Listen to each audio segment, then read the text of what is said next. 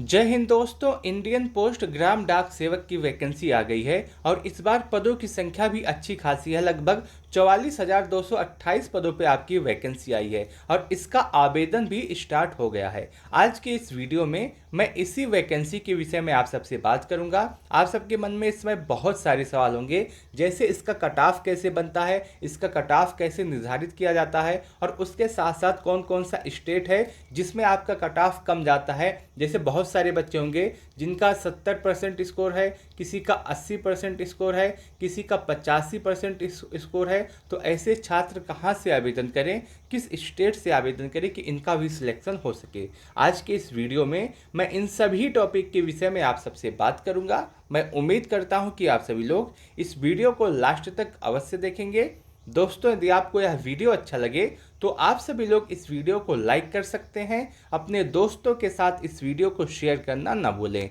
जैसा कि आप सबको पता होगा, इसका रजिस्ट्रेशन 15/7/2024 से स्टार्ट हो गया है और इसका लास्ट डेट 8/5/2024 को है। और इसमें अगर आप देखें तो बहुत ही अच्छी खासी जॉब ये है। अच्छी इसलिए है क्योंकि आपको सिर्फ ज़्यादा से ज़्यादा 4 से 5 घंटा काम करना होगा एक दिन में, और इसके लिए आपको 12,000 से 29,000 और ग्राम डाक सेवक के लिए 10,000 से 24,000 के मध्य दिया जाएगा। अगर आपको 4 या 5 घंटा से अधिक काम कराया जाता है तो उसका आपको पैसा अलग से दिया जाएगा, उसका इंसेंटिव आपको अलग से दिया जाएगा। तो काम आपको 4 से 5 घंटे ही करनी है और उसके लिए आपको ये सैलरी मिलने वाली है। अब सभी बच्चों के मन में सबसे बड़ा सवाल ये है कि इसका कट ऑफ कैसे बनता है। जो आपका मेरिट लिस्ट लगाया जाता है वो कैसे लगाया जाता है और कैसे किसी किसी स्टेट में आपका कट ऑफ बहुत कम चला जाता है और किसी किसी स्टेट में आपका कट ऑफ बहुत ही अधिक चला जाता है। तो सबसे पहले इसकी बात करते हैं कि इसका कट ऑफ कैसे बनता है। अगर आप सभी लोग इस वीडियो को ध्यान से देख लेते हैं तो आपके सभी सवालों के जवाब मिल जाएंगे। मान लीजिए एग्जाम्पल के तौर पे आपके 3 पोस्ट ऑफिस हैं। एक आपका ए पोस्ट ऑफिस, दूसरा आपका बी पोस्ट ऑफिस, तीसरा आपका सी पोस्ट ऑफिस। ए पोस्ट ऑफिस में 2 पदों पे आपकी वैकेंसी आई है, बी पोस्ट ऑफिस में 1 पद पे वैकेंसी आई है, सी पोस्ट ऑफिस में 1 पद पे वैकेंसी आई है। ठीक है, यहाँ तक बातें क्लियर हो गई। अगर और बातें करें तो जहाँ पे 2 पद पे वैकेंसी आई है पोस्ट ऑफिस ए में, वहाँ पे 4 बच्चे आवेदन करते हैं और पोस्ट ऑफिस बी में 3 बच्चे आवेदन करते हैं, पोस्ट ऑफिस सी में 2 बच्चे आवेदन करते हैं। अब यहाँ पे समझने वाली बात अब स्टार्ट होती है। मान लीजिए 2 पद पे वैकेंसी आई है पोस्ट ऑफिस ए में और यहाँ पे जो बच्चे आवेदन करते हैं उनकी संख्या 4 है। अब एक बच्चे का स्कोर 90% है, दूसरे का 85% है, तीसरे का 70% है और चौथे का 82% है।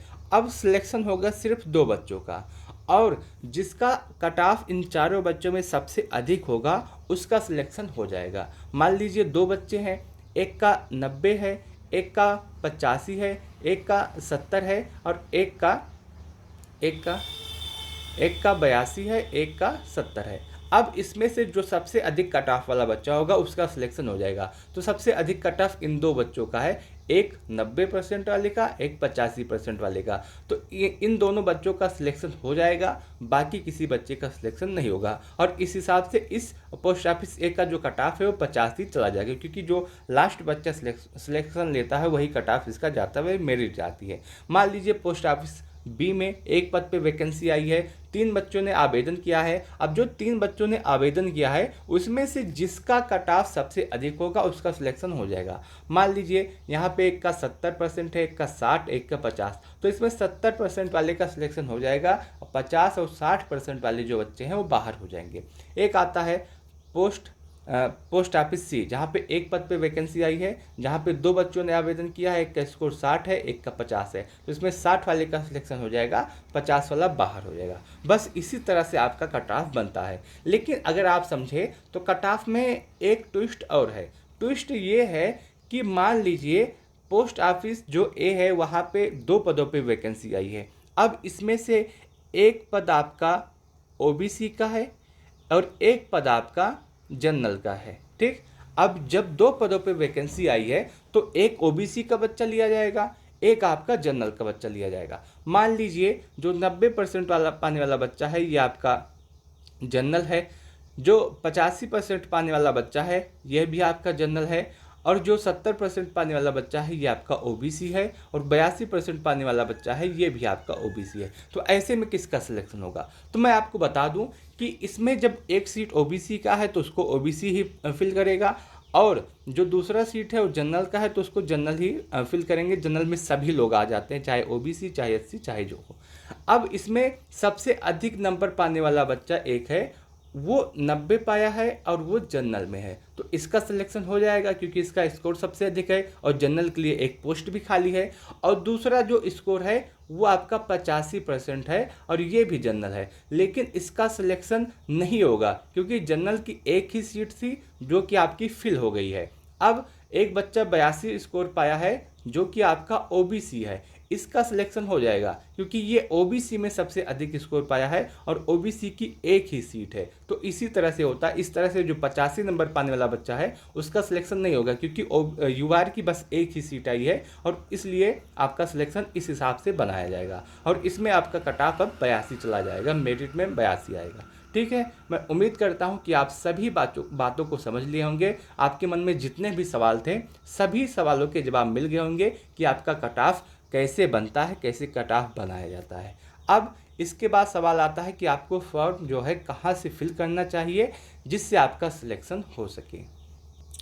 ये पूरी लिस्ट है जो बताती है कि किस स्टेट में कितने पदों पे आपकी वैकेंसी आई है, और इसमें जनरल की, ओबीसी की, एससी की, एसटी की, ईडब्ल्यूएस की कितनी वैकेंसी है। और इसमें अगर हम देखें तो लास्ट में 44,228 पदों पे आपकी यह पूरी वैकेंसी आई है, आप यहाँ से देख सकते हैं। लेकिन यहाँ पे अगर आप देखें तो कुछ बातों का ध्यान रखना है फॉर्म आवेदन करते समय, अपना स्टेट चुनते समय। सबसे पहले आपको ये ध्यान रखना है कि आप जिस भी स्टेट से आवेदन कर रहे हैं आपको वहाँ का लोकल लैंग्वेज आना चाहिए। जैसे अगर आप देखें तो जो गुजरात है या फिर दिल्ली है, दिल्ली में जो आपका लोकल लैंग्वेज है वो आपका हिंदी है, और गुजरात में जो आपका लोकल लैंग्वेज है वो आपका गुजराती है। अगर आपको गुजराती आती है तभी आप यहाँ से आवेदन कर सकते हैं, क्योंकि जो ये वैकेंसी है इसमें आपको लोगों से बात करना पड़ेगा, लोगों से कांटेक्ट करना पड़ेगा, जिसकी वजह से आपको वहाँ का लोकल लैंग्वेज आना चाहिए। अगर आपको लोकल लैंग्वेज नहीं आएगा तो आपको बहुत ही दिक्कत होने वाली है। और अगर आप देखिए इसमें जो वेतन मिलता है वो 10 से 12 हज़ार के आसपास शुरुआती वेतन मिलता है, और इसके लिए अगर आप किसी दूसरे स्टेट में जाते हैं तो वहाँ कम से कम आपका 5 से 6 हज़ार रहने खाने में चला जाएगा, और उसके बाद जो बचेगा वो आप कितना ही बचा पाएंगे, आप खुद समझदार हैं। और उसके साथ साथ आपको पढ़ाई भी आगे करनी है, बस यही एक नहीं है जिसके लिए आप गुजारा कर सकते हैं, तो उसमें आपका खर्चा नहीं चल पाएगा किसी आप दूसरे स्टेट में जाते हो। अगर आपका स्वयं का पोस्ट ऑफिस मिल जाता है वो सबसे अच्छा है, आप घर पे रहेंगे, अपना काम करेंगे और आपका काम भी सही तरीके से चल पाएगा। इसलिए मैं आप सबसे यही कहूँगा कि आप अपने स्टेट में ही आवेदन कीजिए, अपने ज़िले में ही आवेदन कीजिए। दूसरा, अगर आप किसी दूसरे स्टेट से आवेदन करना चाहते हैं तो उसके लिए मैं बता देना चाहता हूं कि कहां पे आपका कट ऑफ कम जाता है। जैसे असम का जो रीजन है यहां पे आपका कट ऑफ कम जाता है, और उसके बाद जो गुजरात में है इसका कट ऑफ आपको कम जाता है, कम हमेशा जाता है गुजरात का कट ऑफ। और उसके बाद अगर आप देखें जो नॉर्थ ईस्ट वाले जितने भी स्टेट्स हैं वहाँ पे आपका कट ऑफ सबसे कम जाता है, और दक्षिण भारत में इसका जो कट ऑफ है वो कम जाता है। जैसे तमिलनाडु हुआ, आंध्र प्रदेश हुआ, यहाँ पे इसका कट ऑफ कम जाता है, लेकिन आप वहाँ पे आवेदन कर सकते हैं। बस शर्त यही है कि आपको वहाँ पे आंध्र प्रदेश में अगर आप आवेदन करेंगे तो आपको तेलुगु आना चाहिए। असम में आप आवेदन करेंगे तो उसके लिए आपको किसी में बोडो चाहिए। असम में अगर आप आवेदन करेंगे तो हिंदी इंग्लिश दोनों चाहिए, लेकिन बहुत सारे बच्चे यहाँ से भी आवेदन करते हैं। आप वहाँ से आवेदन न कीजिएगा जहाँ से ज़्यादा बच्चे सीबीएसई बोर्ड वाले हैं, क्योंकि सीबीएसई बोर्ड वाले बच्चों का कट ऑफ हमेशा से ही हाई रहता है। आप कोई भी उठा के देख लीजिए। जैसे दिल्ली है, दिल्ली से आप आवेदन नहीं कर सकते हैं क्योंकि यहाँ पे सीबीएसई बोर्ड वाले बच्चों का कट ऑफ हमेशा ज़्यादा जाता है। आप उत्तर प्रदेश में आवेदन कर सकते हैं। उत्तर प्रदेश में बहुत सारे ज़िले ऐसे हैं जिनका कट ऑफ आपका बहुत कम जाता है। जैसे आप ललितपुर का पिछली बार का कट ऑफ देखें तो पिछली बार कट ऑफ कम गया था, बांदा का कट ऑफ कम गया था। तो आप इन जैसे राज्यों में और इन जैसे ज़िलों में आवेदन कर सकते हैं। बाकी डिटेल जानकारी मैं अगले वीडियो में दूंगा जिला वाइज कि किस ज़िले का कट ऑफ पिछली बार कितना गया था और आपको कहाँ से आवेदन करना चाहिए उसके हिसाब से। ये जानकारी मैं आपको अगले वीडियो में दूंगा, क्योंकि ये वीडियो बहुत ही ज़्यादा लंबा हो जाता है। बाकी अगर आपको आवेदन करना है कहीं से भी आप कर सकते हैं, बस आवेदन करते समय ये बात का ध्यान रखना कि आपको वहाँ का लोकल लैंग्वेज आना चाहिए। और मैं आपको बता दूं कि बहुत सारे बच्चे सोचते हैं कि मेरा 50% है, मेरा 40% है, मेरा 55% है तो मेरा सिलेक्शन हो जाएगा। तो मैं आपको बता दूं, आपको इस सभी वैकेंसी के लिए नहीं आवेदन करना है, आपका सिलेक्शन नहीं हो सकता है। क्योंकि आप अगर देखें बहुत सारे बच्चे हैं जो 90%, 95%, 98% वाले बच्चे बैठे रहते हैं। तो अगर आपका 40, 50 या 55% है तो आपका सिलेक्शन इसमें नहीं हो सकता है। बात यही सत्य है और आप इसमें आवेदन ना करें। अगर आपको आवेदन करना है तो कर लीजिए, पैसे बहुत ज़्यादा नहीं है, 100 रुपये ही इसमें चार्ज लगता है, लेकिन सिलेक्शन नहीं होगा, मैं आपको पहले ही बता दे रहा हूँ। अगर आप नौकरी लेना चाहते हैं तो आप पढ़ के मेहनत करके दूसरी नौकरी ले सकते हैं, ये वैकेंसी आपके लिए नहीं है। बात यही सत्य है, हो सकता है आपको बुरा लगे लेकिन अब क्या ही कर सकते हैं, सच्चाई यही है। मैं उम्मीद करता हूं कि आपको यह वीडियो अच्छा लगा होगा, आपको यह जानकारी अच्छी लगी होगी। यदि आपको वीडियो अच्छा लगा हो तो आप सभी लोग इस वीडियो को लाइक अवश्य कीजिएगा, अपने दोस्तों के साथ इस वीडियो को शेयर करना न भूलें। आपके मन में कोई भी सवाल, कोई भी डाउट, कोई भी कन्फ्यूजन रह गया है तो आप कमेंट करके पूछ सकते हैं। उसके साथ साथ आप अपना स्कोर के साथ बताइएगा कि आपको कहाँ से आवेदन करना चाहिए।